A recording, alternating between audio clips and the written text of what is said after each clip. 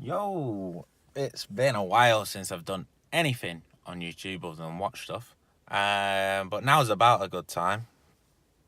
I mean, it could have been 6 months ago because I've changed my car. Now, I had the Focus RS. It was a dream. It was great.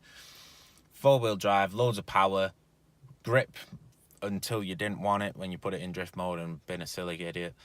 And I was really sad to see it go, but the time was right. It was about time. I had 22,000 miles on the clock in little over 2 years. So I was tanking on the miles. And with that, it's about time it got changed. And for reasons of, I get bored with cars quite quickly. 2 years is normally my kind of, I won't say limit, but kind of when I want to change them. I don't get bored with cars. I just like, new is always better with cars. Unless obviously you get like an old 67 GT500 Mustang or a 60, late 60s Corvette like a Stingray, or, an old Rolls Royce that's 50s or whatever, or even like a 90s NSX or whatever. So there's a lot of cool old cars about, but there's a lot of cool new cars about. Some new cars are shit, and I will say that. I shopped around for almost 5 minutes at different people who, what's this fun, is this fun, and whatever. And anyway, I'll give you a little teaser, but this is how I ended up. So as you can see, the Mustang since 1964.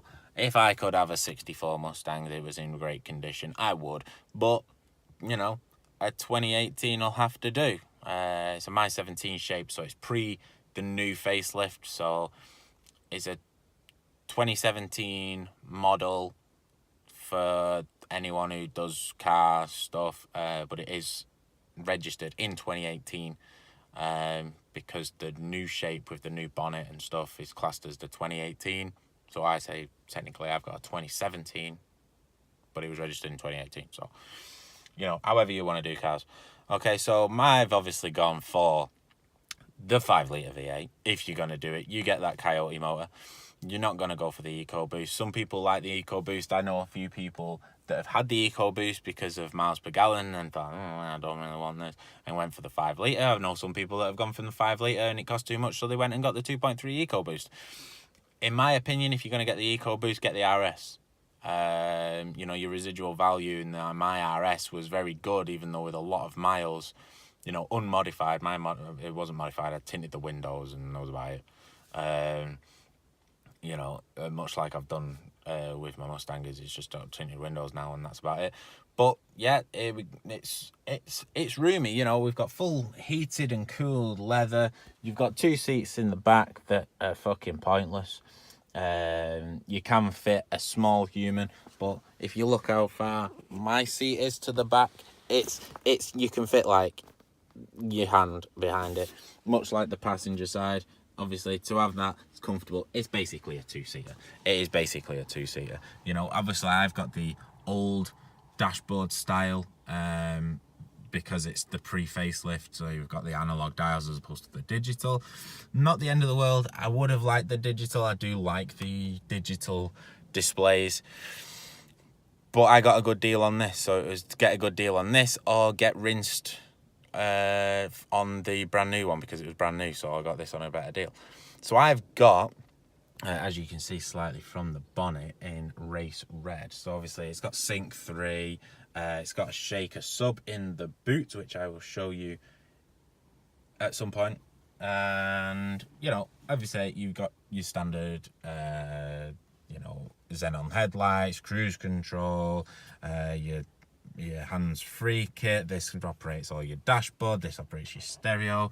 I've got an automatic. It was already made in the showroom. The gearbox is not great. It's a bit trigger happy to change gears, but obviously that gives me the paddles if I put it in Sport or Sport Plus or in racetrack mode. But yeah, other than that, the inside's very leather. It's very dirty at the moment. I've washed the outside, but I've not washed the inside. So let's step outside and we'll start up in a minute. These illuminate, these Mustang signs, which I will turn to be the right way around. But yeah, they illuminate. Obviously, it's daylight, so it's hard to see. My driveway is very tight to get in and out, so it's not the most, poetic way of getting out of the car. And there we go.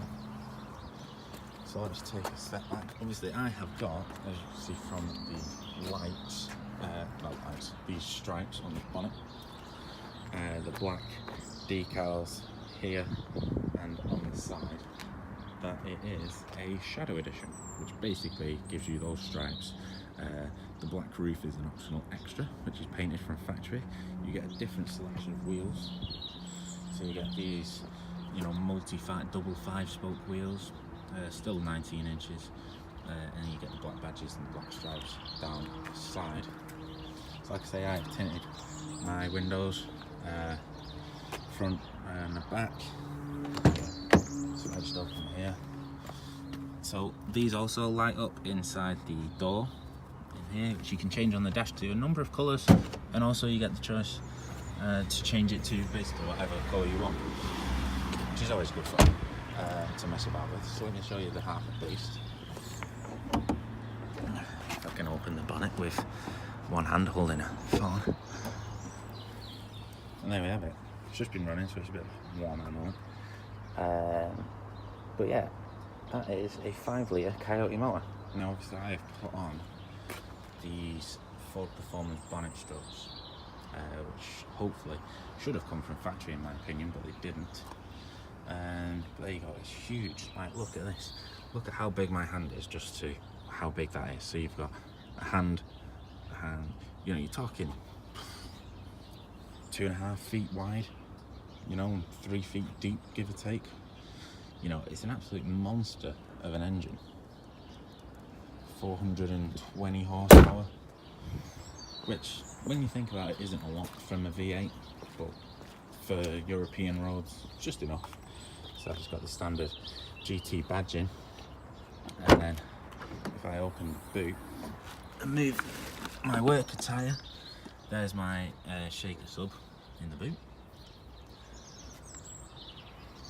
You can tell with the bass, when you've got the bass on full, that does shake like a mofo. Let's get a bit of that. Got a bit of sponge in my window there. Let me just jump back in and I'll start it up. Again, I should have parked in the middle of the drive. So let me just get this started. I'll put the camera out the back so you can hear that when it eventually gets through to starting. So here we go.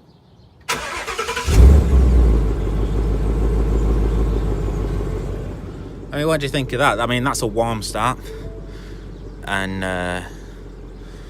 so yeah, that's a warm start. Cold start, obviously, it comes on a lot louder and then drops, a bit like what my Focus did. So let's just give it some. The neighbours ain't gonna be happy about this, but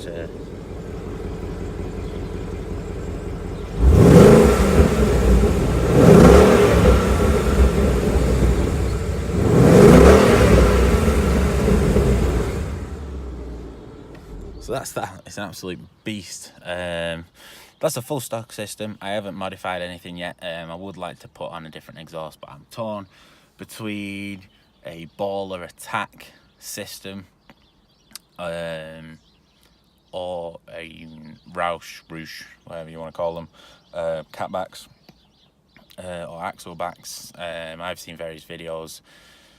Funding them is fun, so at some point I will get them, hopefully, before I then move on to my next toy, which is, I'm already planning already. I've only had this 6 months. I've done 5,000 miles. It's not missed a beat. We'll see. It's a fun adventure, I've changed some bits and bats, like you've seen with the bonnet struts. I've put the bonnet struts in. I've tinted the windows. You can see how, they've just put a thin film on those just to take out a bit of the sunlight, and I drive a lot of this at night because of work, so, or in the dark, so it takes a bit off the street lights coming into the side of your face, so it does help. I've changed the running lights to LEDs. I bought those off a friend of mine. I also changed the glove box light and the interior lights. As you can see up there, they are white. I've had a bit of a problem with the one on the left, that it flickers, so I need a new bulb for that. And also the glove box one flickers, so I need to change those. But they're relatively cheap and easy to get hold of. But yeah, that's been my Mustang GT 5.0 Coyote Motor Shadow Edition in race red with gloss black roof. So that's that. That's my update. If you are in the northwest, check out Luna window tinting. Luna tinted my windows on my Focus and on my Mustang. Fantastic guy, and fantastic work. Lifetime warranty, which is always good. A lot of people don't do that on windows that I've seen. They give you a couple of years and then they start melting off, whereas mine never had an issue. And from my Focus, because Ford had to remove them to sell them once I gave it them back, they said it wasn't easy to peel off, so obviously it's there for life. So that's been me, that's been my Mustang, and I will see you soon with something else. Another video of some description, may it be on a gaming console, out and about, in a car, on holiday, doing something. So I'll see you soon. I hope you've enjoyed this, and hopefully more to come. So I'll see you soon. Be safe. It is winter, so be safe out on there on the roads, and I'll see you very soon. See you later.